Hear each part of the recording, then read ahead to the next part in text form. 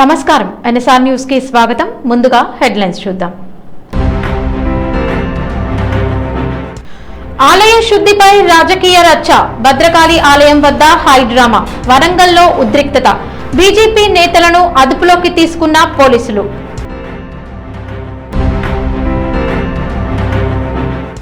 Sanjeevani hospital వెనుక హరీష్ రావు సహకారం. వేలాది చిన్నారులకు కొత్త జీవితం. విజయ్ దేవరకొండ ప్రశంసలు.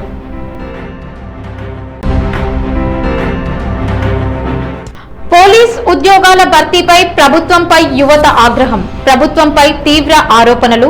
20,000 ఉద్యోగాలు కావాలని డిమాండ్.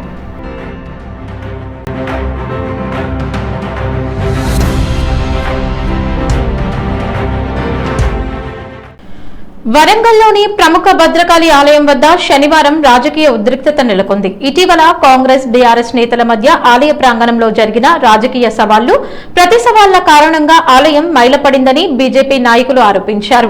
ఈ నేపథ్యంలో ఆలయ పవిత్రతను పునరుద్ధరించాలనే ఉద్దేశంతో భద్రకాళి అమ్మవారికి ప్రత్యేక శుద్ధి కార్యక్రమం నిర్వహించేందుకు బీజేపీ నేతలు, కార్యకర్తలు ఆలయానికి చేరుకున్నారు.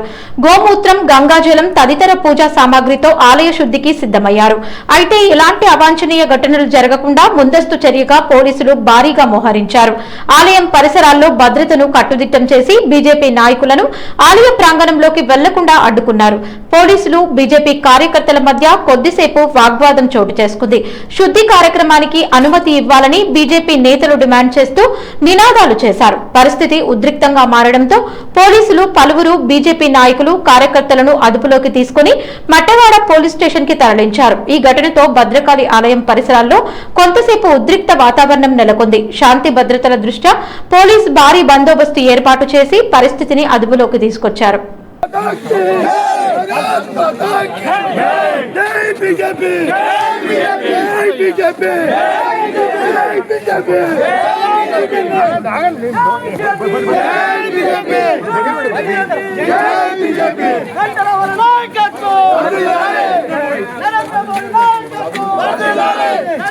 Shri Sathyasai Sanjeevani child heart care and research centre ను సందర్శించిన సందర్భంగా హీరో విజయ్ దేవరకొండ ఆసుపత్రి అభివృద్ధికి మాజీ మంత్రి హరీష్ రావు అందించిన సహకారాన్ని గుర్తు చేసుకున్నారు. హరీష్ రావు ఆరోగ్య శాఖ మంత్రిగా పనిచేసిన సమయంలో ఆసుపత్రికి అవసరమైన భూమి కేటాయింపు, వైద్య పరికరాల ఏర్పాటులో కీలక సహకారం అందించారని విజయ్ దేవరకొండ తెలిపారు. ఆ సమయంలో తీసుకున్న నిర్ణయాల ఫలితంగానే నేడు పుట్టుకతో గుండె సంబంధిత సమస్యలతో బాధపడుతున్న ఎంతో మంది చిన్నారులకు నాణ్యమైన వైద్య సేవలు అందుతున్నాయని, వేలాది మంది పిల్లలు కొత్త జీవితాన్ని పొందుతున్నారని ఆయన అన్నారు. ప్రజల ఆరోగ్యానికి ఉపయోగపడే నిర్ణయాలు ఎంతటి గొప్ప ఫలితాలను ఇస్తాయో సంజీవని ఆసుపత్రి సేవలే నిదర్శనమని విజయ్ దేవరకొండ పేర్కొన్నారు. ఆసుపత్రి వైద్యులు, సిబ్బంది చేస్తున్న సేవలను కూడా ఆయన అభినందించారు. ఈ సందర్భంగా మాజీ మంత్రి హరీష్ రావు హీరో విజయ్ దేవరకొండ ఆసుపత్రిలో చికిత్స పొందుతున్న చిన్నారులను పరామర్శించి వైద్య సేవలను పరిశీలించారు. మినిస్టర్ ఉన్నప్పుడు ఇక్కడ ల్యాండ్ ఇవన్నీ అలాట్ చేయడము, వాళ్ళకి కావాల్సిన హెల్ప్ చేయడము, one decision of a leader to bring a service.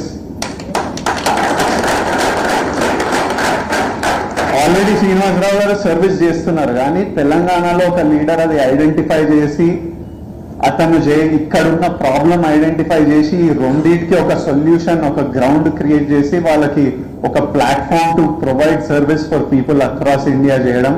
So Harish అన్న తీసుకున్న డెసిషన్ ఈ రోజు సిద్దిపేటలో ఇంత బ్యూటిఫుల్ ఫెసిలిటీ ప్రసాద్ గారు కట్టడం, హరీష్ అన్న ఇంట్రడ్యూస్ చేస్తుండే అందరినీ ఎవరెవరు ఇంపార్టెంట్ పాత్రలు ప్లే చేశారో దీంట్లో అందరినీ ఒకరొకరు పేరున నాకు ఇంట్రడ్యూస్ చేసి వీళ్ళు ఇది చేశారు అని ఇంట్రడ్యూస్ చేయడం.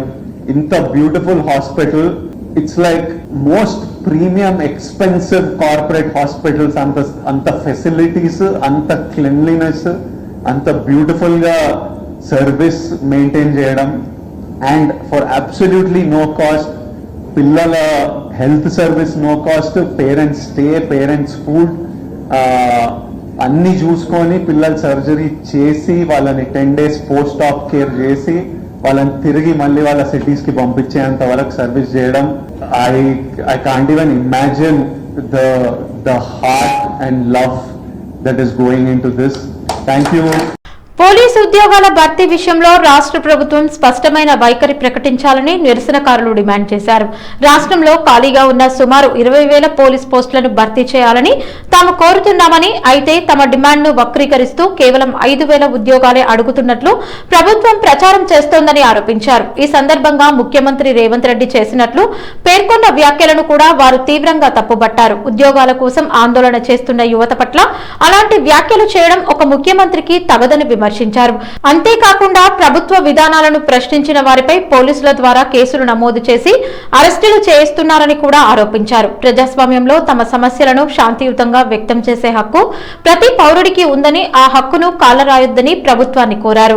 పోలీస్ నియామకాలపై ప్రభుత్వం వెంటనే స్పష్టత ఇవ్వాలని, ఖాళీ పోస్టుల భర్తీకి సమగ్ర నోటిఫికేషన్ విడుదల చేయాలని నిరసనకారులు డిమాండ్ చేశారు. అయితే ఈ ఆరోపణలు మరియు ముఖ్యమంత్రి వ్యాఖ్యలకు సంబంధించి రాష్ట్ర ప్రభుత్వం నుంచి వెంటనే ఎలాంటి అధికారిక స్పందన వెలువడలేదు. నువ్వు ఎందుకు ఇట్లా కర్కటంగా వెళ్తున్నావు? దయచేసి ఇంకా మాటలు మళ్ళీ ఎంట్రీని తాగమని ఎవరి మా తండ్రి తండ్రులే మమ్మల్ని చచ్చిపోమని లేదు. ఈయన ఎవరు మమ్మల్ని చచ్చిపోపడడానికి? ఒక తెలంగాణ రాష్ట్ర ముఖ్యమంత్రికి ఇట్లా మాట్లాడతా అదే మా 30 లక్షల మంది నిరుద్యోగులు ఓటు వేయకపోతే నువ్వు ఈరోజు గద్దెనెక్కేవానివా? ఈరోజు గద్దెనెక్కి మళ్ళీ మా మీదనే ఇట్లా ఈ తుగులక్ పాలన చేస్తున్నావా, ఈ నిర్బంధ పాలన చేస్తున్నావు? మేమేమో వేరే దేశంలో ఉన్నావా, వేరే ఏమైనా ఉన్నావా, పాకిస్తాన్లో ఉన్నావా? తెలంగాణ బిడ్డలను కూడా మాకు మాట్లాడే చర్చ కూడా కలిగిస్తలేదు. ఏమన్నా అంటే పోలీసులు అడ్డపెట్టి కేసులు పెట్టి అరెస్ట్ చేస్తున్నారు. ఇది ఎక్కడి పాలన? ఆ ప్రజాపాలన అన్నావు, ఇదే నా ప్రజాపాలన? కంచెలు కాదు, నువ్వు అన్ని గోడ చుట్టూ అన్ని కోటలు పెట్టుకున్నావు. నీకు మెస్సీ తెస్తావు, నువ్వు అందులో పోటీ పెడతావు. వాళ్ళకి బడ్జెట్ ఉన్నది కానీ మాకు ఇవ్వడానికి బడ్జెట్ లేదా? నీకు సిగ్గు ఉండాలి కొంచెం. నీ మనోని తీసుకొని పోయి నువ్వు గ్రౌండ్లో ఆడుతున్నావు మెస్సీ కింద. మరి మేమేం చేయాలి? మా అమ్మ నాన్నలు ఏమనుకోవాలి? ఆయన చుట్టూ గోడలు కట్టుకున్నాడు, పెద్ద పెద్ద గోడలు కట్టుకొని ఫుట్బాల్ గ్రౌండ్ కట్టుకున్నాడు. మరి మా భాషలో మాకు ప్రాక్టీస్ చేయడానికి గ్రౌండ్ లేదు అయ్యా అంటే నువ్వేమో ఫుట్బాల్ ఆడడానికి గ్రౌండ్ కట్టుకున్నావు. బీఆర్ఎస్ నాయకుడు RS Praveen Kumar gun park ఘటనపై కాంగ్రెస్ ప్రభుత్వాన్ని లక్ష్యంగా చేసుకుని తీవ్ర విమర్శలు చేశారు. మాజీ మంత్రి Harish Rao, BRS working president KTR తో పాటు తమను పోలీసులు అరెస్టు చేయించిందెవరో ప్రజలకు సమాధానం చెప్పాలని ఆయన డిమాండ్ చేశారు. సోమాజిగూడ ప్రెస్ క్లబ్ లో జరగాల్సిన చర్చను గన్ పార్క్ వద్దకు మార్చారని, హరీష్ రావు, కేటీఆర్ అన్ని ఆధారాలతో వస్తున్నారని ముఖ్యమంత్రి రేవంత్ రెడ్డికి సమాచారం అందించిన తర్వాతే ఈ నిర్ణయం తీసుకున్నారా అని ఆయన ప్రశ్నించారు. అలాగే సీఎల్పీ కార్యాలయం నుంచి గన్ పార్క్ వరకు కొందరు మంత్రులు ఇంటెలిజెన్స్ అధికారులతో కలిసి వచ్చారనే సమాచారం నిజమేనా అని ప్రశ్నిస్తూ మంత్రి పొన్నం ప్రభాకర్, మంత్రి జూపల్లి కృష్ణారావు, ఎమ్మెల్యే అడ్లూరి లక్ష్మణ్ ను ఉద్దేశించి వివరణ ఇవ్వాలని డిమాండ్ చేశారు. తనను అరెస్టు చేయడానికి వచ్చిన పలువురు పోలీసులు గతంలో తనతో కలిసి పనిచేసిన అధికారులేనని పేర్కొన్న ఆర్ఎస్ ప్రవీణ్ కుమార్ వాస్తవాలను ప్రజల నుంచి దాచే ప్రయత్నం చేయవద్దని ప్రభుత్వాన్ని విమర్శించారు. ఈ వ్యాఖ్యలు రాష్ట్ర రాజకీయాల్లో మరోసారి చర్చకు దారితీశాయి. అయితే ఆర్ఎస్ ప్రవీణ్ కుమార్ చేసిన ఆరోపణలపై రాష్ట్ర ప్రభుత్వం లేదా ఆయన ప్రస్తావించిన మంత్రుల నుంచి వెంటనే ఎలాంటి అధికారిక స్పందన వెలువడలేదు. బాక్సులో ఆధారాలు తీసుకొని బయలుదేరుతున్నామనే విషయం మీకు తెలిసిన వెంటనే మీరు ఏం చేసిండ్రు? ఇంటెలిజెన్స్ వాళ్ళకు చెప్పి, అక్కడి నుండి సీఎంకు చెప్పి, హైదరాబాద్ పోలీస్ కమిషనర్కు ఆదేశాలు ఇప్పించి మీరు ఏమన్నా చేయండి కానీ బీఆర్ఎస్ వాళ్ళను, బీఆర్ఎస్ నాయకులను గన్ పార్క్ రానియకుండా చూడండి. అది హరీష్ రావు గారైనా, కేటీఆర్ గారైనా, ఇంకెవరైనా వాళ్ళని రాకుండా చూడండి. ఎందుకంటే మా దగ్గర సమాధానాలు లేవు. సో అందుకొరకే భద్రంగా మమ్మల్ని అందరినీ కంచన్బాగ్ పోలీస్ స్టేషన్ పంపించి మీరు గన్ పార్క్ దగ్గర మీడియాతో మాట్లాడతారా? మీరు పోలీసులకు ఏం ఆదేశాలు ఇచ్చినా మాకు తెలియదా? ఆదేశాలు లేదే ఇక్కడ పోలీస్ అధికారులు అందరు వస్తారా? మీ అక్కడ వచ్చిన పోలీస్ అధికారులు మాతో పనిచేయలేదా? ఎవరికి పూలు పెడుతున్నారు మీరు? పొన్నం ప్రభాకర్ గారు, జూపల్లి కృష్ణారావు గారు, అదేవిధంగా లక్ష్మణ్ కుమార్ గారు. పోనీ మమ్మల్ని కంచన్బాగ్ తీసుకొని పోయినరు. మేము కంచన్బాగ్ కూడా రమ్మన్నాం కదా. కంచన్బాగ్ మీకోసం అక్కడ కూడా వెయిట్ చేసినాం. మీరే వచ్చిండొచ్చు, లేకపోతే మమ్మల్ని అదే పోలీసు వాహనంలో గన్ పార్క్ తీసుకురావచ్చుండొచ్చుగా. మీరెందుకు ఆ డ్రైవర్కు, ఆ పోలీస్ అధికారికి కంచన్బాగ్ తీసుకుపోమని చెప్పారు? అదే వాహనంలో మమ్మల్ని గన్ పార్క్ తీసుకురావచ్చుండొచ్చు కదా. ఎవరికి చెవులలో పూలు పెడుతున్నారు? ఎందుకు తెలంగాణ ప్రజలను మళ్ళీ మోసం చేస్తారు? తెలంగాణ రైతాంగ సాయుధ పోరాట తొలి అమరుడు దొడ్డి కొమరయ్య వర్ధంతి సందర్భంగా శనివారం జిల్లా కలెక్టర్లో స్మారక కార్యక్రమం నిర్వహించారు. జిల్లా కలెక్టర్ చాహద్ బాజ్పేయి దొడ్డి కొమరయ్య చిత్రపటానికి పూలమాల వేసి ఘనంగా నివాళులర్పించారు. ఈ సందర్భంగా మాట్లాడుతూ వెట్టి చాకిరీ, సామాజిక దోపిడీ, నిరంకుశ పాలనకు వ్యతిరేకంగా ప్రాణాలను సైతం లెక్క చేయకుండా పోరాడిన మహనీయుడు దొడ్డి కొమరయ్య అని కలెక్టర్ కొనియాడారు. తెలంగాణ ప్రజల స్వాభిమానం, ఆత్మగౌరవం కోసం ఆయన చేసిన పోరాటం చరిత్రలో చరిత్రలో చిరస్థాయిగా నిలిచిపోతుందని అన్నారు. సమాజంలో సమానత్వం, సామాజిక న్యాయం, ఆత్మగౌరవం కోసం దొడ్డి కొమరయ్య చేసిన త్యాగాలను నేటి యువత ఆదర్శంగా తీసుకోవాలని కలెక్టర్ సూచించారు. తెలంగాణ రైతాంగ సాయుధ పోరాటంలో ఆయన చేసిన త్యాగం భావితరాలకు స్ఫూర్తిగా నిలుస్తుందని పేర్కొన్నారు. మహనీయుల ఆశయాలు, పోరాట స్ఫూర్తిని భావితరాలకు చేరవేయడం ప్రతి ఒక్కరి బాధ్యత అని కలెక్టర్ చాహత్ బాజ్పేయి అన్నారు. తెలంగాణ చరిత్రను యువతకు తెలియజేయడంలో ఇలాంటి కార్యక్రమాలు కీలక పాత్ర పోషిస్తాయని అభిప్రాయపడ్డారు. ఈ కార్యక్రమంలో జిల్లా రెవెన్యూ అధికారి శ్రీనివాస్, జిల్లా బీసీ సంక్షేమ శాఖ ఇన్ఛార్జ్ అధికారి ఆర్ సంపూర్ణ, జిల్లా పర్యాటక శాఖ అధికారి శివాజీ, దొడ్డి కొమరయ్య ఫౌండేషన్ చైర్మన్ ఆస్నాల శ్రీనివాస్, మాజీ కార్పొరేటర్ ఏనుగుల మానస, రామ్ ప్రసాద్, బీసీ సంఘం నాయకులు శ్యామ్ యాదవ్, మండల నరసింహరాములు, భువనగిరి రాములు, ప్రకాష్ తో పాటు వివిధ సంఘాల ప్రతినిధులు పాల్గొని దొడ్డి కొమరయ్యకు ఘనంగా నివాళులర్పించారు. 1948 నుంచి 1956 వరకు ప్రత్యేక తెలంగాణ హక్కుల కోసం అనేక మంది ఉద్యమకారులు పోరాటాలు చేశారని, అయితే 1956లో ఉమ్మడి ఆంధ్రప్రదేశ్ ఏర్పాటుతో తెలంగాణ ప్రజలకు ఇచ్చిన హామీలు అమలు కాలేదని తెలంగాణ ఉద్యమకారుల గుర్తింపు కమిటీ పేర్కొంది. ఆ హామీల అమలులో వైఫల్యం కారణంగానే 1968లో తెలంగాణ హక్కుల సాధన కోసం మరోసారి ఉద్యమం ప్రారంభమై అది 1969 ప్రత్యేక తెలంగాణ ఉద్యమంగా రూపుదిద్దుకుందని కమిటీ సభ్యులు గుర్తు చేశారు. ఈ ఉద్యమం తెలంగాణ సమాజాన్ని ఏకతాటిపైకి తీసుకువచ్చి ప్రత్యేక రాష్ట్ర సాధన కోసం ప్రజల్లో బలమైన చైతన్యాన్ని కలిగించిందని వివరించారు. 1971లో జరిగిన లోక్సభ ఎన్నికల్లో తెలంగాణ ప్రజా సమితి 14 స్థానాల్లో 11 స్థానాలు గెలుచుకొని తెలంగాణ ప్రజల ఆంక్షను దేశానికి చాటిందని, అయినప్పటికీ తెలంగాణ ప్రజల ఆశలు మరోసారి నెరవేరలేదని వారు ఆవేదన వ్యక్తం చేశారు. ఇటీవల ఏర్పాటైన తెలంగాణ ఉద్యమకారుల గుర్తింపు కమిటీ ముఖ్యంగా 1969, 1970 మధ్య కాలంలో ఉద్యమంలో ప్రత్యక్షంగా పాల్గొన్న ఉద్యమ యోధులతో ప్రత్యేక సమావేశం నిర్వహించాలని నిర్ణయించింది. వారి అనుభవాలు, త్యాగాలు, ఎదుర్కొన్న ఇబ్బందులు, ప్రభుత్వ గుర్తింపు అంశాలపై సమగ్రంగా చర్చించి భవిష్యత్ కార్యాచరణను రూపొందించనున్నట్లు వెల్లడించింది. త్వరలోనే సమావేశ తేదీని ప్రకటించి రాష్ట్ర వ్యాప్తంగా ఉన్న 1969 ఉద్యమకారులను ఒకే వేదికపైకి తీసుకురావాలని కమిటీ నిర్ణయించింది. ఉద్యమ యోధులకు తగిన గుర్తింపు, గౌరవం, సంక్షేమ చర్యలు కల్పించాలనే అంశాలను ప్రభుత్వం దృష్టికి తీసుకెళ్లనున్నట్లు సభ్యులు తెలిపారు. ఈ సమావేశంలో తెలంగాణ ఉద్యమకారుల గుర్తింపు కమిటీకి చెందిన తిప్పన సిద్ధులు, doctor Rajeshwararao, Manda Ailayya, T Veeranna, N Vikshapathi తదితరులు పాల్గొని ఉద్యమకారుల గుర్తింపుపై తమ అభిప్రాయాలను వెల్లడించారు. So AP centre of the Telangana movement Warangal, దాంట్లో మళ్ళీ దీనికి న్యూక్లియస్ ఆర్ట్స్ కాలేజ్, ఆ తర్వాత మా కాలేజ్ మెడికల్ కాలేజ్. సో నేను ఎందుకు చెప్తున్నా అంటే మమ్మల్ని అందరినీ కూడా తీసుకుపోయి జైలు వేసారు. మేము జైలు సర్టిఫికేట్ పోతే అరే జైలే లేదా, జైలు సర్టిఫికేట్ ఎక్కడి నుంచి వస్తుంది సార్ అంటారు వాళ్ళు అధికారులు. జైలే కూలగొట్టి జైలు సర్టిఫికేట్ ఎక్కడి నుంచి వస్తుంది? ఇవాళ ఇది 69 ఉద్యమంలో పాల్గొన్న వాళ్ళ పరిస్థితి ఇది. ఇప్పుడు మంద ఐలయ్య గారు చెప్పినట్టుగా కోర్టు ఆర్డర్ ఇచ్చింది. ఉద్యమకారులను గుర్తించి వాళ్ళకు తగిన విధంగా కొన్ని సదుపాయాలు కల్పించమని కోర్టు ఆర్డర్ ఇచ్చింది. ప్రభుత్వం అమలు చేస్తలేదు. సో మా డిమాండ్ ఏంటంటే ప్రధానంగా రాష్ట్ర ప్రభుత్వం నుంచి మీరు తెలంగాణ ఉద్యమకారులని మీరు కోదండరామ్ సార్ను వాళ్ళతో కమిటీ చేసినారు, పర్వాలేదు. నేను కేశవరావు గారి కమిటీతో రిక్వెస్ట్ చేస్తూ ఉన్నా, నేను డిమాండ్ చేస్తూ ఉన్నా, మీరు 69 ఉద్యమకారులను మీరు చనిపోగా మిగిలిన వాళ్ళు ఎవరైతే ఉన్నారో ఆ డిమాండ్ ఈ ప్రభుత్వాన్ని పడుచుకోవాలనే డిమాండ్ మీద మేము రాబోయే రోజుల్లో దీన్ని ఎట్లా విస్తరింపజేయాలనేది మేము మళ్ళీ కూర్చుంటాం, మాట్లాడుకుంటాం. మా యొక్క ఉద్యమం సమయంలో మేము పాల్గొన్న విషయాలను చెప్పడానికి ఆ రోజున్న ఆర్ట్స్ కాలేజీలో వారు ఫైనల్ ఇయర్లు ఉండి ఆర్ట్స్ కాలేజీ జనరల్ సెక్రటరీగా, ఇంకో సురేందర్ రెడ్డి ఉండేప్పుడు ఆయన అధ్యక్షుడిగా, డాక్టర్ సాబు ప్రముఖంగా మేమందరం కూడా 68, 69, 71 వరకు మేము ఆ యొక్క ఉద్యమంలో పాల్గొన్నాం. 68లో నేను ఆత్మకూరు హై స్కూల్లో చదువుతున్నాను. అప్పుడు 68లోనే Andhra go back, idli sambar go back అనే ఒక ఉద్యమం ఫస్ట్ 68లో స్టార్ట్ అయింది. దాని తర్వాత 69లో తెలంగాణ ఉద్యమము బాగా ఉధృతంగా స్టార్ట్ అయింది. 69 ఉద్యమంలో మేమందరం కూడా పాల్గొని ఆ ఉద్యమంలో అందరినీ, అంటే ఆంధ్ర వాళ్ళు ఎక్కడున్నా వెళ్ళిపోవాలనే ఒక నినాదం తీసుకొని అప్పుడు కాసు బ్రహ్మానంద రెడ్డి ప్రభుత్వం ఉండే, అణిచివేత చేస్తున్నది. బ్రహ్మానంద రెడ్డికి వ్యతిరేకంగా మేము బాగా పెద్ద ఎత్తున పోరాటం చేసినాం. తెలంగాణ ఎడ్యుకేషన్ వచ్చిన తర్వాత ఇది తప్పకుండా అంటే ఏంటి 1 సంవత్సరం 8 నెలలు కాలేజీలన్నీ కూడా క్లోజ్ అయ్యాయి. తెలంగాణలో మొత్తం లాక్లు వేసేసాం. ఒక్క లెక్చరర్ లోపల పోవడానికి వీల్లేదు, ఒక్క టీచర్ లోపల పోవడానికి వీల్లేదు.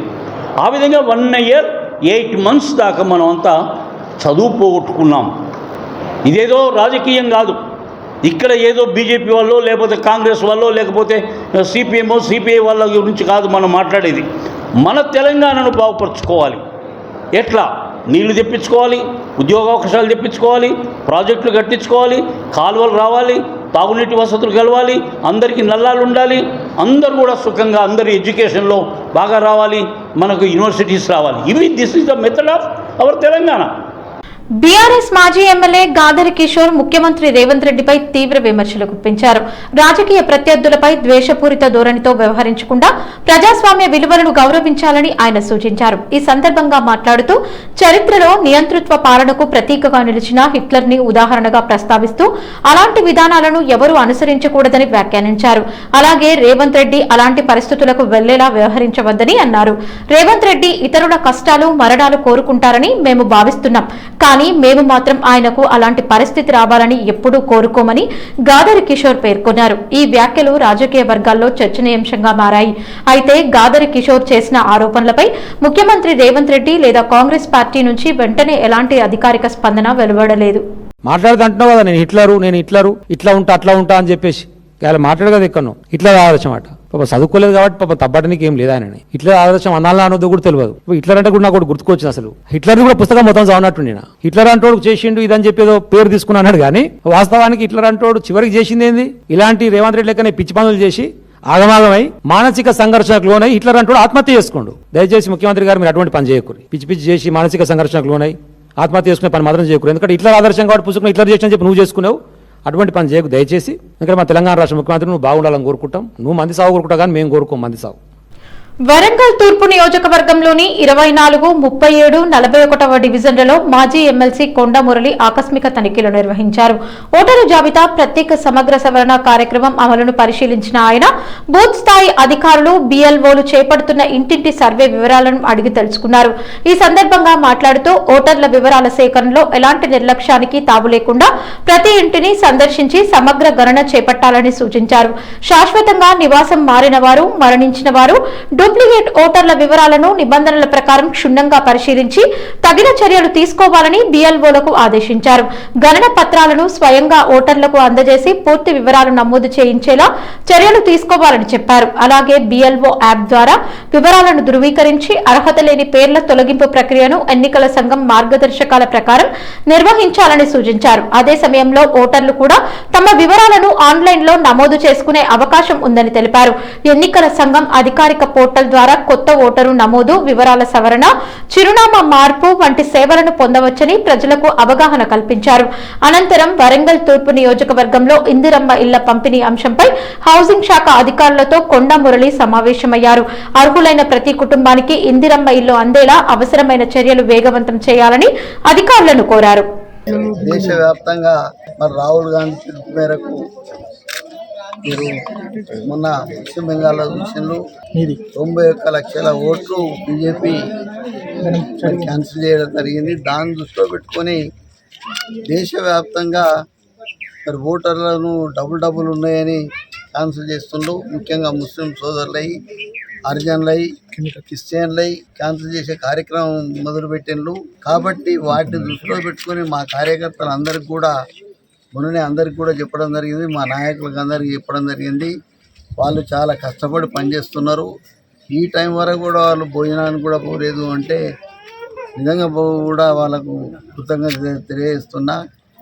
ఈరోజు మరి పేపర్లో కూడా చదివిన, మళ్ళా నేను 100 సార్లు కూడా చెప్పడం జరిగింది. మరి ఫోటో వరంగల్లో పేపర్లో పడ్డాయి. నేను ఆ విలేకరిని కంపల్సరిగా ఆయన్నే ఊకోబెట్టి అడుగుదాం, ఎక్కడెక్కడ పోయినాయో తెలిస్తే 1,00,000కు 3 లక్షలు ఇప్పించే పూర్తి బాధ్యత నేనే తీసుకుంటా.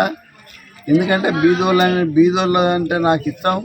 మరి కొండా సురేఖకు కూడా ఇలా బీదోళ్ళు అంటే ఒక ఉంది. అవినీతి అంటే కొండమురళి సహించడు. అవినీతి ఎవరు చేసినా కూడా మరి వదిలిపెట్టేది లేదు. పేదోళ్ళ దగ్గర పైసలు వసూలు చేస్తే అంత హీన స్థితి ఇంకెవరికి ఉండదు. ఎందుకంటే వాళ్ళకు నిజంగా కూడా మరి నేను చాలా మందిని చూసిన, ఎవరు కూడా ఇంతవరకు ఈ నిర్ణయం తీసుకోలే. ఇంత గట్టి నిర్ణయం 40 గదాలకు డబుల్ బెడ్రూమ్ ఇల్లు ఇచ్చే కార్యక్రమం కూడా చేస్తామని తెలియజేస్తాం. సిద్దిపేట జిల్లా కొండపాక మండలంలోని Shri Sathyasai Sanjeevani child heart care and research centre కి మాజీ మంత్రి హరీష్ రావు, ప్రముఖ సినీ నటుడు విజయ్ దేవరకొండ కలిసి విచ్చేశారు. ఈ సందర్భంగా ఆసుపత్రిలో చికిత్స పొందుతున్న చిన్నారులను పరామర్శించిన వారు వారి ఆరోగ్య పరిస్థితిని, కుటుంబ సభ్యులను అడిగి తెలుసుకున్నారు. అనంతరం వైద్యులు, ఆసుపత్రి నిర్వాహకులతో సమావేశమై చిన్నారులకు అందిస్తున్న వైద్య సేవలు, అత్యాధునిక చికిత్సా విధానాలపై వివరాలు తెలుసుకున్నారు. పుట్టుకతో వచ్చే గుండె సంబంధిత సమస్యలతో బాధపడుతున్న చిన్నారులకు అత్యాధునిక సదుపాయాలతో ఉచితంగా వైద్య సేవలు అందించడం అభినందనీయమని హరీష్ రావు పేర్కొన్నారు. సమాజ సేవలో భాగంగా ఇలాంటి సంస్థలు చేస్తున్న సేవలు ఎంతో విలువైనవని అన్నారు. హీరో విజయ్ దేవరకొండ కూడా ఆసుపత్రి సేవలను ప్రశంసించారు. చిన్నారులకు నాణ్యమైన వైద్యం అందిస్తూ వారి జీవితాల్లో వెలుగులు నింపుతున్న వైద్య బృందం, సిబ్బంది చేస్తున్న సేవలు స్ఫూర్తిదాయకమని తెలిపారు. ఆసుపత్రి నిర్వాహకులు, సంస్థ కార్యకలాపాలు, చికిత్సా విధానం, ఇప్పటి వరకు చికిత్స పొందిన చిన్నారుల వివరాలను హరీష్ రావు విజయ్ దేవరకొండకు వివరించారు. వార్తలు ముగించే ముందు హెడ్లైన్స్ మరోసారి. ఆలయ శుద్ధిపై రాజకీయ రచ్చ, భద్రకాళి ఆలయం వద్ద హై డ్రామా, వరంగల్లో ఉద్రిక్తత, బీజేపీ నేతలను అదుపులోకి తీసుకున్న పోలీసులు.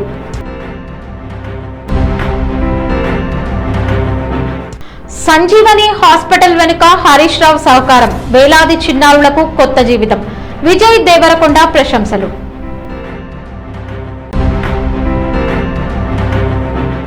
పోలీస్ ఉద్యోగాల భర్తీపై ప్రభుత్వంపై యువత ఆగ్రహం, ప్రభుత్వంపై తీవ్ర ఆరోపణలు, 20,000 ఉద్యోగాలు కావాలని డిమాండ్. ఈ వార్తలు ఇంతటితో సమాప్తం. నమస్కారం.